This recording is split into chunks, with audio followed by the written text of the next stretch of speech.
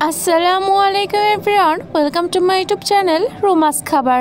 আজকে আমি আপনাদের সাথে শেয়ার করব আমার আম্মুর হাতে স্পেশাল এই কাঁচা আমের কাশ্মীরি আচার রেসিপিটি, যেটি বানানো খুবই সহজ এবং প্রয়োজন অল্প কিছু উপকরণের। এই আচারটি আপনারা রোদে দেওয়ার ঝামেলা ছাড়াই সারা বছর সংরক্ষণ করে রেখে খেতে পারবেন। তো চলুন আর বেশি দেরি না করে রেসিপিটি শুরু করে দিই। এজন্য আমি এখানে নিয়ে নিচ্ছি বড় সাইজের 5টা কাঁচা আম। আজকে আমি যে অনুপাতে বানাচ্ছি সেই অনুপাতে আপনারা কম বেশি করে নিতে পারেন। এবার আমি আমগুলোকে পর্যাপ্ত পরিমাণ পানি দিয়ে ভালো মতন ওয়াশ করে নিব। আপনারা অবশ্যই চেষ্টা করুন বাজার থেকে এই আমটা কিনে আনার পর সাথে সাথেই আচারটা বানিয়ে ফেলার। আম যদি বাসায় রেখে দেওয়া হয় সেক্ষেত্রে কিছুটা নরম হয়ে যেতে পারে এবং আচারটা খুব একটা বেশি ভালো হয় না। এবার আমি একটা পিলারের সাহায্যে সব আমগুলোকে ছুলে নিব। আর হ্যাঁ, একটা গুরুত্বপূর্ণ কথা হলো এই আচারটা অবশ্যই শক্ত আটির যে আম আছে সেগুলো দিয়ে বানাতে হবে। একইভাবে আমি সব আমগুলোকে ছুলে নিচ্ছি। এবার আমি আমটাকে মাঝখান থেকে 2 ভাগ করে নিব। প্রথমে আমি চাকু দিয়ে চেষ্টা করেছিলাম যাতে করতে পারি, কিন্তু আটিটা শক্ত হয় তা আমি পারিনি। এবার আমি এর মধ্যে থেকে যে সাদা শাঁসটা থাকে সেটা বের করে নিচ্ছি এবং এটাকে আমি 4 টুকরো করে মোট 8 টুকরা একটা আম দিয়ে তৈরি করে নিচ্ছি। আমি এটাকে অফ ক্যামেরায় কেটে নিয়েছি বটির সাহায্যে। চাকু দিয়ে এটা কাটা যাচ্ছিল না খুবই শক্ত হওয়ার কারণে। দেখেই বুঝতে পারছেন আমি ঠিক কতটা মোটা করে এটাকে কেটে নিয়েছি। অবশ্যই যখন আমটাকে কাটবেন তার সাথে যে শক্ত আটিটা আছে সেটা সহই কাটবেন, না হলে আমটা গলে যাবে।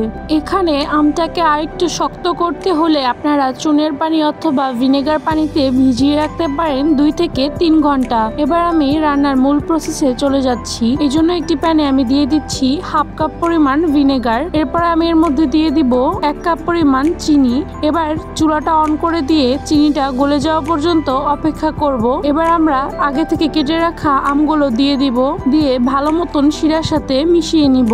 এ পর্যায়ে আমার চুলার আঁচ কিন্তু হাইতে দেওয়া। এবার আমি এর মধ্যে দিয়ে দিচ্ছি 1 টেবিল চামচ পরিমাণ লবণ। লবণটা এখানে নিজেদের স্বাদ অনুযায়ী দিলেই হবে। দিয়ে দিচ্ছি 1 টেবিল চামচ পরিমাণ আদা কুচি। অবশ্যই এই আদা কুচিটা ব্যবহার করতে হবে, এটাতে করে কাশ্মীরি আচারে খুবই ভালো একটা ফ্লেভার চলে আসে।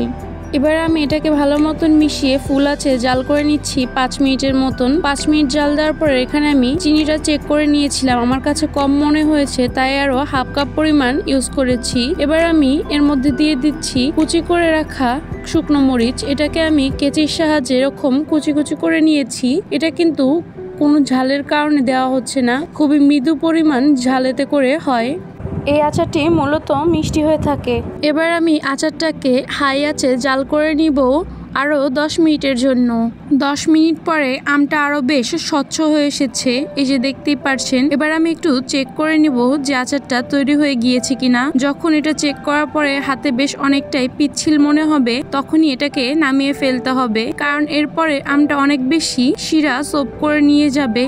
এই তো ব্যাস তৈরি হয়ে গেল আমাদের সহজ কাঁচা আমের কাশ্মীরি আচার রেসিপিটি। এই আচারটি যদি সারা বছর সংরক্ষণ করে রেখে খেতে চান সেক্ষেত্রে আপনারা এটাকে একটি এয়ারটাইট বয়ামে ভরে নর্মাল ফ্রিজে রেখে সারা বছর সংরক্ষণ করে খেতে পারবেন। যেহেতু ভিনেগার দেওয়া সেহেতু এটা অনেক দিন পর্যন্ত ভালো থাকবে। আজকের রেসিপিটি আপনাদের সাথে খুবই সহজভাবে শেয়ার করার চেষ্টা করেছি।